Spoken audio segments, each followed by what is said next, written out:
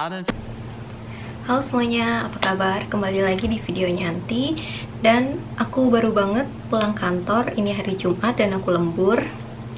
Tapi ya, hari ini aku mau share ke kalian tentang suka duka aku kerja di perusahaan Jepang. Oke, langsung aja kita mulai ya. Nah, aku ngerasa selama aku kerja di Jepang itu, aku tuh banyak banget dapat ilmu. Tiap hari aku tuh ngerasa aku belajar hal baru, dan itu jadi tantangan tersendiri dan aku seneng. Jadi tuh banyak banget progresnya itu tiap hari, nggak yang belajar monoton itu aja, ngerjain itu aja, itu enggak.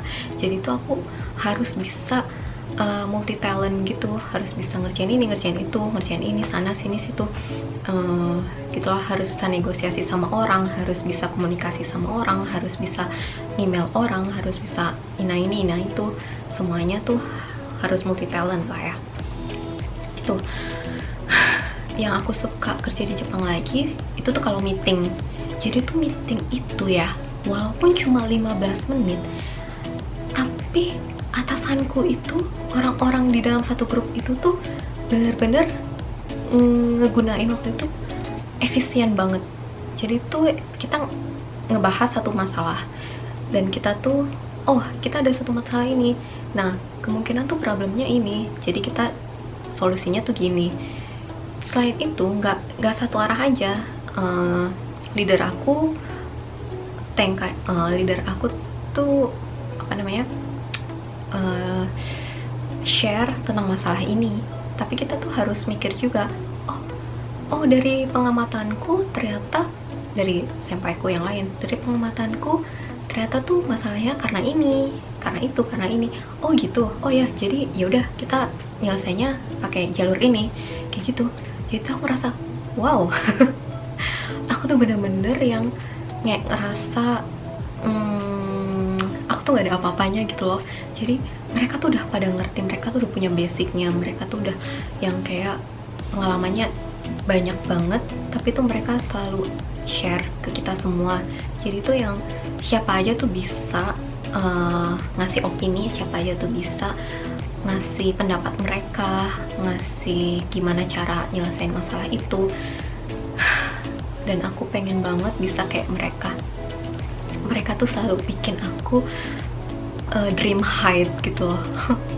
Mereka selalu menginspirasi aku. Aku tuh seneng banget sama environment dunia kerja aku ini. Itu bener-bener bikin aku semangat, bikin aku selalu, aku harus bisa ngerjain ini, aku harus bisa ngerjain itu, aku harus bisa ini, aku harus bisa itu. Gitu yang bikin aku seneng. Terus kita bahas dukanya deh.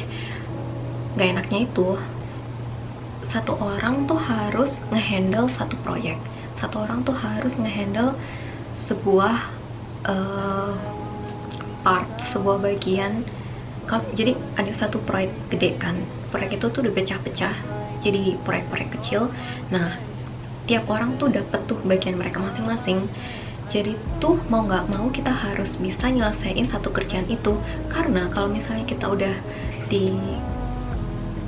dipercaya untuk ngehandle satu proyek itu, terus kita nggak bisa nyelesain proyek itu, kita tuh ngebuat pekerjaan orang lain jadi apa ya, jadi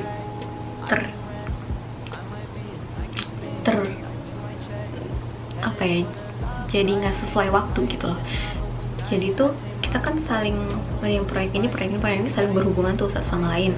Jadi tuh ada kalanya dimana tugas kita harus selesai dulu biar orang lain bisa nyelesain tugasnya, biar orang itu bisa nerusin. Tapi kalau misalnya kita nggak sesuai deadline ngerjainnya, orang lain deadline-nya juga bakal mundur. Nah kita tuh pasti dikejar-kejar orang. Kadang tuh nggak enaknya itu. Jadi harus bener-bener ngejar deadline. Kadang tuh deadline-nya juga cuma 2 hari, 3 hari, ya tergantung kerjaan ya. Ada yang seminggu, 2 minggu gitu. Tapi kadang nggak enak. Aku sih ngerasa itu bukan satu hal yang nggak enak ya, tapi satu hal yang lebih dari apa yang aku mampu kadang. Karena aku masih baru dan aku ngerjainnya tuh masih lambat banget, masih slow banget dibandingin sama orang-orang seniorku yang lain pastilah. Jadi tuh aku ngerasa kayak aduh aku lambat banget ya, aku bikin orang lain kerjanya tuh terbelangkai apa sih bahasanya, bikin orang lain tuh gak bisa nyelesain kerjanya tepat waktu, dan aku tuh ngerasa nggak enak gitu kadang-kadang. Itu sih yang bikin aku kadang down, stres gitu kalau misalnya aku udah nggak ngerti mesti ngelakuin apa gitu. Terus nggak enaknya lagi ya gitu, oh ya, karena di Jepang itu ya, orang Jepang kan biasanya suka cepet kan ngerjain sesuatu. Kadang tuh informasi, kadang tuh mereka nyuruh kita sesuatu, tapi aku yang bahasa Jepangnya tuh masih standar, masih medium gitu, kadang suka salah nangkepnya. Jadi apa yang disuruh kadang aku nggak sesuai ngerjainnya juga ada kalanya kayak gitu. Jadi ya bikin itu menghambat kerjaan mereka gitulah. Miskomunikasi gitu, kadang nggak enaknya di situ. Terus juga paperwork juga banyak, jadi mesti apapun tuh mesti ada kayak evidence-nya gitu loh, jadi harus ada laporannya. Tiap minggu gitu tuh selalu bikin laporan apa yang kita kerjain. Oh, kadang yang bikin aku pusing itu bikin planning. Jadi di awal bulan kita tuh harus bikin planning 1 bulan ke depan kita tuh mau ngerjain apa gitu ya. Sama kita tuh harus bisa memprediksi kita tuh butuh waktu lembur berapa jam dalam 1 bulan, dan lembur itu dipakai untuk ngerjain apa, dan tiap hari kita tuh harus bisa ngesain berapa jam mau lembur gitu. Jadi tuh harus jadi cenayang gitu ya. Untuk bisa ngerjain 1 proyek gitu, untuk bisa nyelesain beberapa proyek dalam 1 bulan, kita tuh harus ada planningnya. Harus jelas supaya atasan kita bisa ACC itu. Sama apa lagi ya, oke, pokoknya sekarang sih itu aja yang bisa aku share. Jadi nanti kalau misalnya ada lagi aku bakal bikin video yang lain, oke? Nah, oh ya, ini yang paling penting sih, yang aku seneng kerja di Jepang itu atasanku, senpaiku kalau nyuruh aku, kalau ngasih aku tugas, mereka tuh bukan yang kayak seenaknya gitu, kerjain ini dong, deadline-nya segini, selesain ya, kayak gitu. Itu tuh enggak. Jadi mereka tuh, orang Jepang tuh sopan banget. Aku tuh nggak tahu kenapa mereka tuh bisa sopan itu. Bahkan atasan kalau minta tolong ke aku yang anak baru, itu tuh sopan banget. Itu tuh yang kayak ngirim email, pertama mereka nanyain, sekarang kamu lagi ngerjain apa? Ngerjain ini. Terus itu deadline-nya sampai kapan? Sampai hari ini. Terus oh ya udah, saya mau minta tolong ngerjain ini bisa? Terus oh ya pasti bisa dong, karena aku juga harus, itu emang kewajibanku buat nyelesain kerjaan ya kan. Aku dibayar, aku digaji buat kerja, bukan buat main. Nah tapi atasanku tuh benar-benar orang yang sopan banget lah mereka. Oh ya udah, itu ya. Terus oh ya udah, nanti saya kirimin ya tata cara apa, kerjaannya apa, terus gimana cara ngerjainnya gitu-gitu. Lengkap banget pokoknya, kayak ada iraeheo itu apa ya, kayak ada lampiran tuh minta tolong gitu, ada formatnya tersendiri. Aku juga bingung mereka bisa serapi itu ngerjainnya. Oke, nah jadi udah minta tolong gitu kan, terus habis itu ya udah, nggak sampai itu doang, udah dikirim email kan, udah harusnya udah ngerti kan apa yang harus dikerjain, tapi nanti ada follow up. Oh nanti buat ngebahas itu, ngejelasin itu, nanti ada meetingnya ya. Jadi di meeting bakal dijelasin lebih lanjut tentang kerjaannya, tentang lebih detail lah, tentang cara pengerjaannya, tentang outputnya tuh harus gimana gitu. Ada meetingnya, udah di meeting udah selesai, udah ngerjain kan, aku udah mulai kerja. Terus habis itu tengah-tengah aku nggak bisa dong, oh ini aku nggak ngerti, terus di assign meeting lagi. Ya udah, nanti kalau nggak ngerti langsung bikin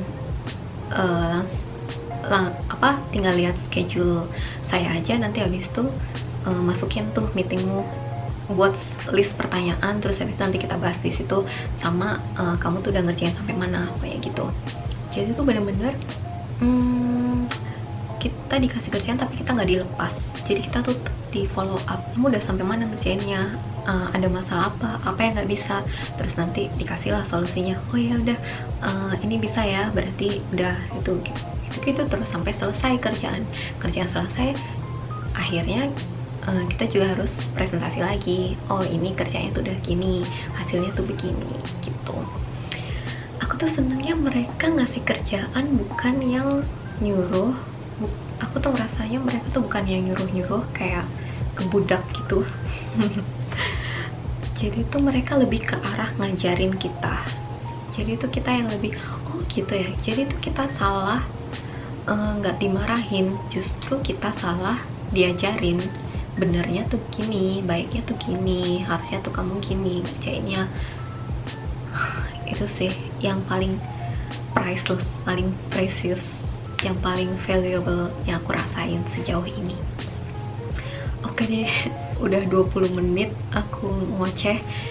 Jadi segitu aja yang bisa aku share kali ini. Pokoknya nanti kalau misalnya ada update-update lain, nanti aku share deh, biar kalian ada gambaran tentang dunia kerja di Jepang. Yang aku sekarang sih, kalau misalnya aku disuruh ngasih bintang, kerjaan aku, dunia kerja aku tuh bintangnya 100. Bintangnya masih penuh. Jadi sampai sekarang sih masih belum ada kayak masalah-masalah yang berat banget lah, masalah yang berarti gitu, yang bikin aku pengen keluar kerja tuh belum ada ya, alhamdulillah. Oke deh, thank you udah dengerin aku, udah dengerin ocehanku. Semoga informatif, dan sampai ketemu di ocehanku selanjutnya. Bye bye, sayonara.